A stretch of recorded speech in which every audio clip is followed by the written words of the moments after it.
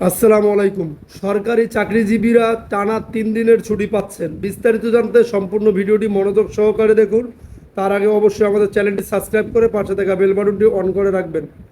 দুর্গাপূজা উপলক্ষে সরকারি চাকরিজীবীরা 3 দিনের ছুটি পাবেন। বিজয় দশমী উপলক্ষে 2 অক্টোবর বৃহস্পতিবার একদিন ছুটি থাকবে। এরপর শুক্রবার ও শনিবার সাপ্তাহিক ছুটি মিলিয়ে মোট 3 দিন ছুটি উপভোগ করতে পারবেন তারা। সূত্রমতে শারদীয় দুর্গাপূজা উপলক্ষে শিক্ষা প্রতিষ্ঠানগুলোতে আগামী 28 সেপ্টেম্বর থেকে এই ছুটি শুরু হবে, চলবে 7 অক্টোবর পর্যন্ত, টানা 12 দিন। দেশের মাধ্যমিক ও উচ্চ মাধ্যমিক তথা স্কুল কলেজগুলো এই ছুটির আওতায় পড়বে।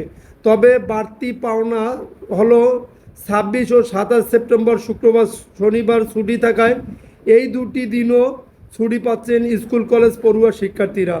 এছাড়া 6 অক্টোবর লক্ষ্মী পূজা থাকা এই দিনটিতেও ঐচ্ছিক ছুটি পাবেন বিদ্যালয় মহাবিদ্যালয়ের ছাত্রছাত্রীরা।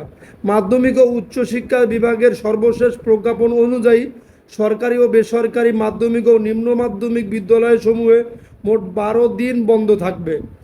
এ সময় দুর্গাপূজার পাশাপাশি ফাতেহা ইয়াজ দাম প্রবারণা পূর্ণিমা ও শ্রী শ্রী লক্ষ্মী পূজার ছুটিও অন্তর্ভুক্ত থাকবে। তবে বিশ্ববিদ্যালয়গুলো যেহেতু সরকারি ও স্বায়ত্তশাসিত, তাই তাদের ছুটির বিষয়টি স্ব বিশ্ববিদ্যালয় নিজ নিজ প্রতিষ্ঠানের সিন্ডিকেট সবার মাধ্যমে সিদ্ধান্ত নেবে।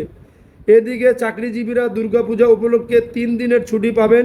বিজয় দশমী উপলক্ষে 2 অক্টোবর বৃহস্পতিবার একদিন ছুটি থাকবে। এরপর শুক্রবার ও শনিবার সাপ্তাহিক ছুটি মিলিয়ে মোট 3 দিন ছুটি উপভোগ করতে পারবেন তারা। যদি আপনাদের নিউজটি ভালো লেগে থাকে তাহলে অবশ্যই আমাদের চ্যানেলটি সাবস্ক্রাইব করে পাশে থেকে বেল বাটনটি অন করে রাখবেন পরবর্তী ভিডিওর জন্য।